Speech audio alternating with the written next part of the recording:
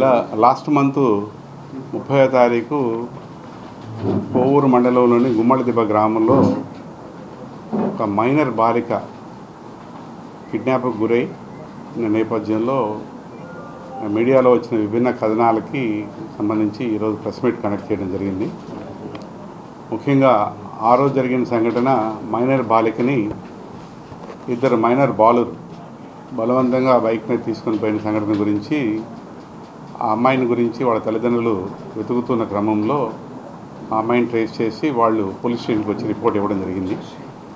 దానిలో భాగంగా కొవ్వూరు పోలీసులు కేసు నమోదు చేయడం జరిగింది. దర్యాప్తులో భాగంగా ఆ అమ్మాయిని కొవ్వూరులో నెల్లూరు జీజీహెచ్కి తదుపరి చికిత్స నిమిత్తం తరలించడం జరిగింది. అక్కడ పీడియాట్రిక్ వింగ్లో డాక్టర్ గారు మెడికల్ ఎగ్జామినేషన్ చేసిన అనంతరం ఆ అమ్మాయికి హెల్త్ ఇష్యూస్ రావడం వల్ల మెడ్రాస్లోని స్టాన్లీ హాస్పిటల్కి మెరుగైన చికిత్స నిమిత్తం తీసుకుని వెళ్ళారు. అక్కడ చికిత్స పొందుతూ ఆ మైనర్ బాలిక నిన్నటి దినం అనగా 6వ తారీఖు మధ్యాహ్నం 1:45 గంటలకి మృతి చెందడం జరిగింది. పోలీస్ దర్యాప్తులో భాగంగా మృతురాలి తల్లిదండ్రుల్ని, మృతురాలని సాక్ష్యాధారాలను నమోదు చేయడం జరిగింది. వాళ్ళ రక్త బంధువుల దగ్గర నుంచి కూడా సాక్ష్యం సేకరించడం జరిగింది. వాళ్ళ స్టేట్మెంట్స్ రికార్డు చేయడం జరిగింది. దానిలో భాగంగా బాలురు నేరానికి పాల్పడినట్టుగా ప్రాథమికంగా దర్యాప్తులో వచ్చినందున కొవ్వూరు ఇన్స్పెక్టర్ గారు వాడి టీము ఆ మైనర్ బాలురు ఇద్దరిని కస్టడీలో తీసుకొని జూనైల్ కోర్టులో ప్రొడ్యూస్ చేసి జూనైల్ హోమ్కి తరలించడం జరిగింది. ముఖ్యంగా ఈ మైనర్ బాలిక పై జరిగిన సంఘటన గురించి ఒక దినపత్రికలో గ్యాంగ్ రేపు గురైంది మైనర్ బాలిక అని చెప్పి ప్రచురించడం జరిగింది. బాలిక కానీ వాళ్ళ తల్లిదండ్రులు కానీ ఎక్కడ కూడా బాలిక పైన అత్యాచారం జరిగినట్లుగా ఎక్కడ కూడా వాళ్ళ స్టేట్మెంట్లో చెప్పలేదు, సాక్ష్యంలో కూడా నమోదు చేయలేదు, వాళ్ళు చెప్పలేదు. ఆ బాలిక యొక్క వాంగ్మూలాన్ని కూడా మ్యాజిస్ట్రేట్ ద్వారా రికార్డ్ చేయడం జరిగింది. అంటే జరగంది సాక్షులు చెప్పంది కథనాలని ప్రచురించి ప్రజల్ని భయాందోళనకు గురి చేసి అభద్రతా భావానికి గురి చేయడం అనేది సబబు కాదు. ఎందుకంటే ఒక వార్త ప్రచురించేటప్పుడు ఎవరైనా మీడియాలో ఆ కథనం ద్వారా వచ్చే రిపర్కేషన్స్ కూడా ఆలోచించాలి. ఎందుకంటే అవాస్తవాల్ని ప్రచురించి భయాందోళనకు గురి చేయడం వల్ల అభద్రతా భావానికి మహిళలు, చిన్నారులు గురవుతారు.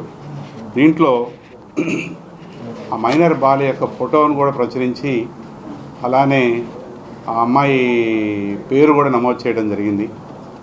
ఇది బాలికల మీద జరిగే లైంగిక వేధింపుల కేసు దృష్ట్యా చట్టవిరుద్ధం.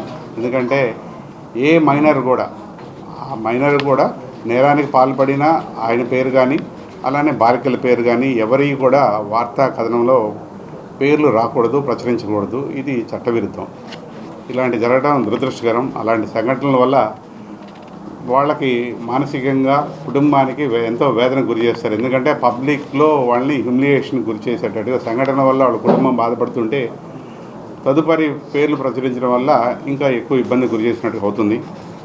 ఎందుకంటే మా జిల్లా ఎస్పీ శ్రీమతి అజితా వేజెండ గారు ఏ సంఘటన జరిగినా సరే మహిళలకు సంబంధించి కావచ్చు, అలానే రౌడీ ఎలిమెంట్స్ విషయంలో కావచ్చు, ఏ సంఘటన అయినా సరే కీన్గా దర్యాప్తు విషయంలో శ్రద్ధ తీసుకొని సంబంధిత అధికారులను ఆదేశిస్తూ దర్యాప్తులో ఎక్కడా లోపాలు లేకుండా ఇన్వెస్టిగేషన్ చేయిస్తున్నారు. ఈ కేసులో కూడా ఎస్పీ గారి ఆధ్వర్యంలో మా టీము ఇన్స్పెక్టర్ కొవ్వూరు కంపల్సరీగా ఇమ్మీడియట్గా సంఘటన జరగగానే ఎమ్మడే అదుపులో తీసుకోవడం, జూనియర్ కోర్టులోకి పంపించడం, వాళ్ళ మీద చట్టపరంగా చర్యలు తీసుకున్నాము. ఎవరైనా సరే ఒక వార్త ప్రదర్శించేటప్పుడు సాక్ష్యాధారాలను బేస్ చేసుకుని మేము పోతాము. దీంట్లో ఈ కేసులో కూడా ఎవరిని రక్షించాల్సిన అవసరం పోలీసులకు లేదు. దర్యాప్తులో కూడా ఎక్కడ కూడా అవతవకలు జరిపినా కూడా ఉపేక్షించేది ఉండదు. దాంట్లో ఆ కథనంలో దర్యాప్తుని వక్రీకరించేటట్టుగా కథనాలు ప్రచురించడం కూడా దురదృష్టకరం. సాక్ష్యాధారాలు బేస్ చేసుకుని పోలీసు దర్యాప్తు ఉంటుంది, కానీ కథనాలను బట్టి ఎప్పుడు కూడా ఉండదు. ఎందుకంటే పోలీసు దర్యాప్తు ఎప్పుడు కూడా సాక్ష్యాన్ని బేస్ చేసుకుని పోతుంది.